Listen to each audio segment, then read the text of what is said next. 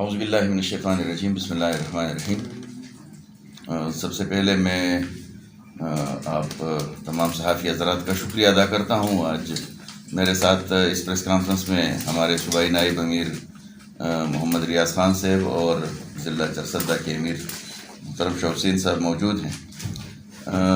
آج ہم نے ضلع چرسدہ کا تنظیمی دورہ کیا ہے اور اس تنظیمی دورے میں ہم نے اپنے تمام ذمہ داران کے ساتھ ملاقاتیں کی ہیں، نشستیں کی ہیں اور اپنے کام کا ایک بھرپور جائزہ لے کر آئندہ کے لیے منصوبہ بندی بنائی ہے۔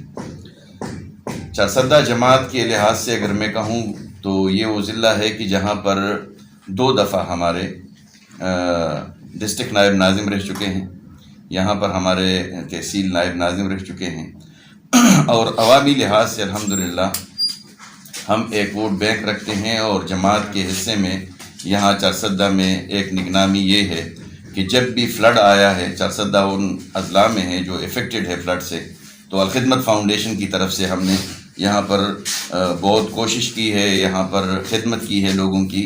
تو چرسدہ کے لیے جماعت کا وجود ایک احسن اقدام بھی ہے اور جماعت کا وجود ایک باعث برکت بھی ہے۔ آج کے پریس کانفرنس میں میں چاہتا ہوں کہ موجودہ جو حالات ہیں اس کے حوالے سے، خصوصاً ہمارے صوبے کے، اس پہ آپ کے سامنے 2-4 باتیں رکھوں۔ سچی بات یہ ہے کہ اس وقت صوبہ خیبر پختونخوا میں حکومتی ریٹ نہ ہونے کے برابر ہے اور اس کی جو سب سے بڑی وجہ ہے وہ ہماری صوبائی حکومت کی ناقص کارکردگی ہے۔ امن و امان ہمارے اس صوبے کا بہت بڑا مسئلہ بن گیا ہے اور اب تو نوبت یہاں تک پہنچی ہے کہ صوبے کے کافی اضلاع بشمول وزیر اعلیٰ کا آبائی ضلع بھی، کہ جہاں کے مضافات میں پولیس تھانے شام کے بعد خالی ہو جاتے ہیں اور رات کو حکومتی ریٹ نہ دن کو قائم ہے نہ رات کو قائم ہے، اور رات کو پولیس تھانے بھی خالی ہو کر پولیس والے گھروں کو چلے جاتے ہیں۔ اس طریقے سے صوبے میں ترقیاتی کام بھی رک گیا ہے۔ ایک تو وہ آن گوئنگ سکیمز تھے کہ جن پہ ابھی کام رک گیا ہے اور کام حکومت نے فنڈز نہ ہونے کی وجہ سے اس کا بہانہ بنا کر کام روک لیے، لیکن دوسری طرف بلدیاتی نمائندے بھی احتجاج پر مجبور ہیں۔ ہمارے وہ بلدیاتی نمائندے کہ جن کا کام ہی گلی کوچوں کی ترقی ہے، کہ جن کا کام ہی ترقی سے وابستہ ہے، وہ بھی احتجاج کر رہے ہیں۔ اس کا مطلب کیا ہوا؟ اس کا مطلب یہ ہوا کہ بلدیاتی نمائندے اگر احتجاج کر رہے ہیں تو ترقیاتی کام رک گیا ہے، ان کو فنڈز نہیں مل رہے ہیں۔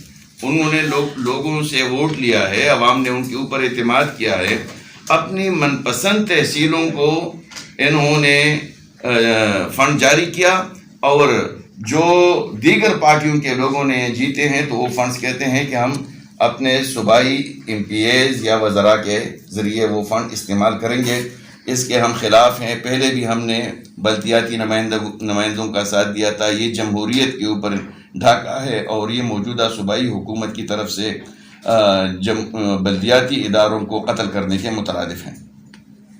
اس کے ساتھ ساتھ ہمارے صوبے میں اس وقت آئس اور منشیات ایک بہت بڑا فتنہ ہے اور اقوام متحدہ کی رپورٹ کے مطابق 76 لاکھ، لیکن جو پاکستان کے اعداد و شمار ہے 1.5 کروڑ لوگ جو ہے وہ آئس سے متاثر ہے پاکستان میں، اور اس میں 78% جو ہے وہ مرد ہیں، 22% خواتین ہیں، اور جو متاثرہ لوگ ہیں ان میں 70% نوجوان ہیں، طالب علم ہیں، نوجوان ہیں، وہ آئس کے نشے سے متاثر ہیں۔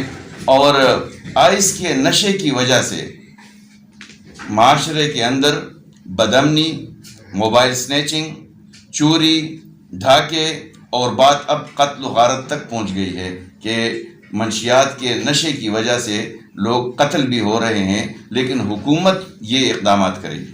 عام لوگ تو اقدامات نہیں کر سکتے، ہم تو بات کر سکتے ہیں، احتجاج کر سکتے ہیں۔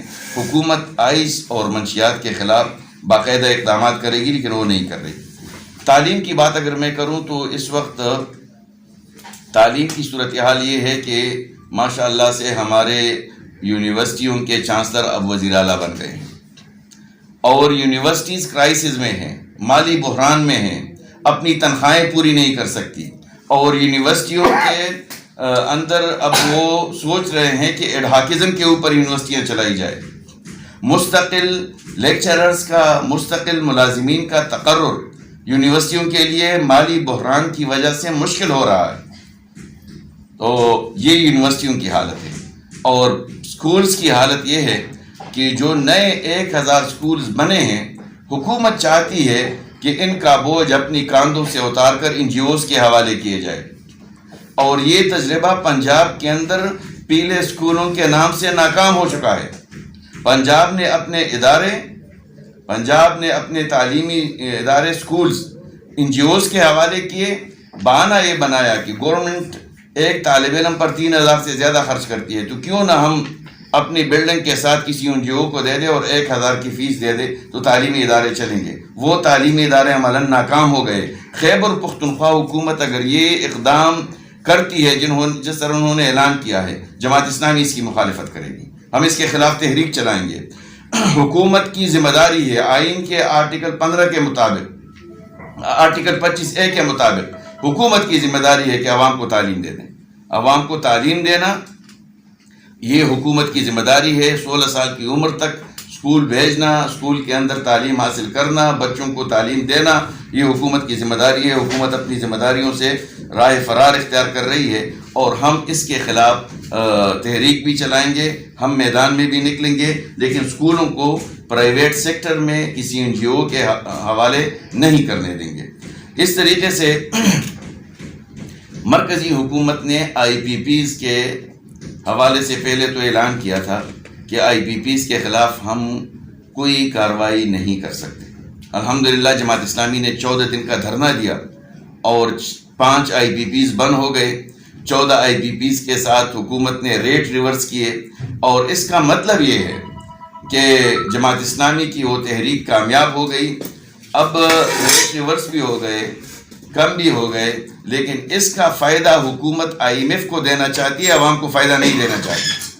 اس کے لیے ایک دفعہ پھر حافظ نعیم الرحمان صاحب کی قیادت میں ہم میدان میں نکلیں گے، اور ہم اس پر احتجاج کریں گے، اور جو IPPs کا فائدہ ہے وہ عوام کے لیے وصول کریں گے، IMF کو اس کا فائدہ نہیں دیں گے۔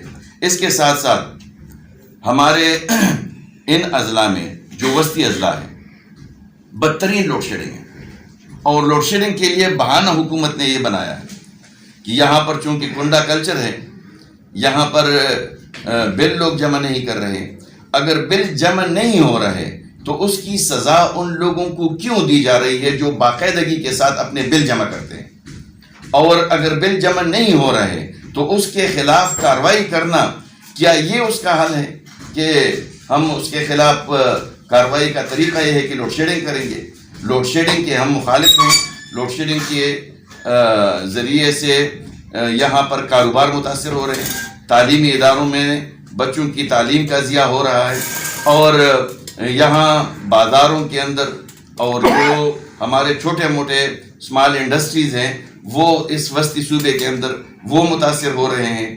تو بجلی لوڈ شیڈنگ، اگر کچھ لوگ ایسا کر رہے ہیں کہ بل نہیں دے رہے، ان کے خلاف کارروائی کرنا حکومت کی ذمہ داری ہے۔ بجلی حکومت فراہم کرے، سستی بجلی فراہم کرے۔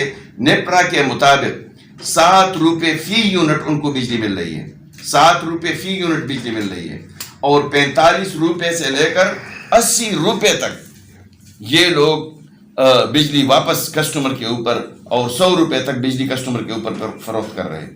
تو یہ عوام کے ساتھ ظلم ہے، اور جو 70 قسم کی ٹیکسیں ہم دیتے ہیں، اور جو مختلف قسم کے ہر چیز میں ہم سے ٹیکس وصول کیا جاتا ہے، بجلی بلوں میں، گیس کے بلوں میں، اس میں کمی کی جائے اور اس میں عوام کے ساتھ ظلم ختم کر دیا جائے۔ اس طریقے سے صوبائی حکومت نے ایک نیا فیصلہ کیا ہے زرعی ٹیکس کا۔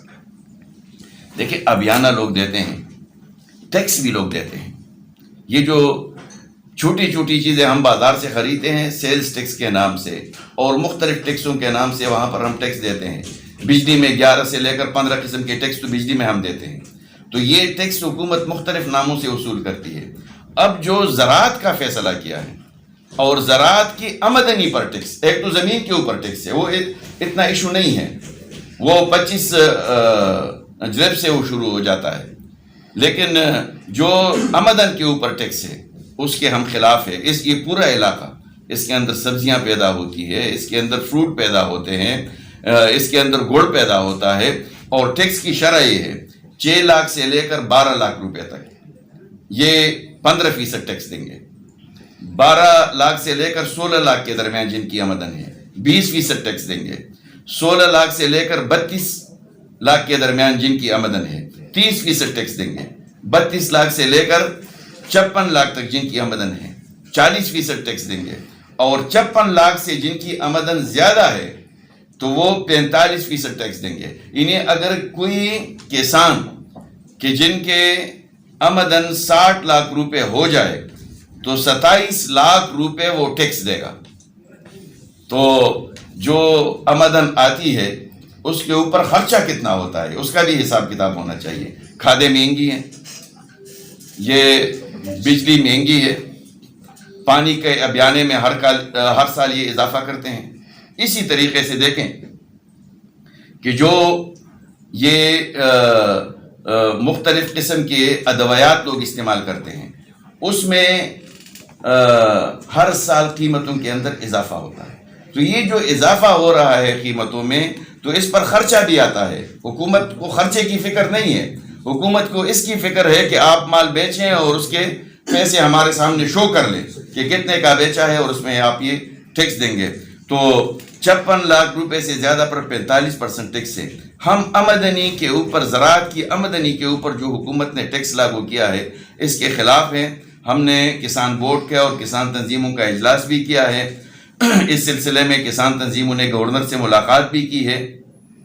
اگر گورنر نے دستخط کیے اور یہ قانون بن گیا تو اس کے خلاف ہم صوبائی حکومت اور پیپلز پارٹی دونوں کے خلاف کمپین کریں گے، دونوں کے خلاف مہم چلائیں گے، کیونکہ گورنر پیپلز پارٹی کا ہے اور مرکزی حکومت کا نمائندہ ہے. تو پیپل پارٹی اور مسلم لیگ اور صوبائی حکومت ان تینوں کے خلاف پھر ہم احتجاج بھی کریں گے، ہم کمپین بھی چلائیں گے. اور کسان تنظیمیں جتنی بھی ہے، ان کی یونین ہے کاسا کے نام سے، ان کے ساتھ ہم رابطے میں ہیں. اگر حکومت اس طرف جاتی ہے تو ہم اس کے خلاف ایک بھرپور کمپین چلائیں گے اور اس کے خلاف ایک تحریک منظم کریں گے. اس کے ساتھ ساتھ جو ہماری تحریک پہلے سے چل رہی ہے بجلی بلوں میں اضافے کے خلاف، اس حوالے سے انشاءاللہ ہم ایک دفعہ پھر صوبائی سطح پر بھی اور ملکی سطح پر بھی جو ہماری تحریک منظم ہو رہی ہے تو ہم ایک عوامی شکل اس تحریک کو دیں گے اور حکومت کے جو اقدامات ہیں وہ اشکار بھی کریں گے، عوام کے سامنے لائیں گے بھی اور اس کے خلاف ایک بھرپور کمپین اور تحریک چلائیں گے. میں ایک دفعہ پھر چارسدہ کے تمام صحافی حضرات کا، پریس کلب کے ممبران کا شکریہ ادا کرتا ہوں کہ آپ ان نامساعد حالات میں ہمارے اس پریس کانفرنس میں آئے اور یہاں پر شرکت کی. بہت بہت شکریہ.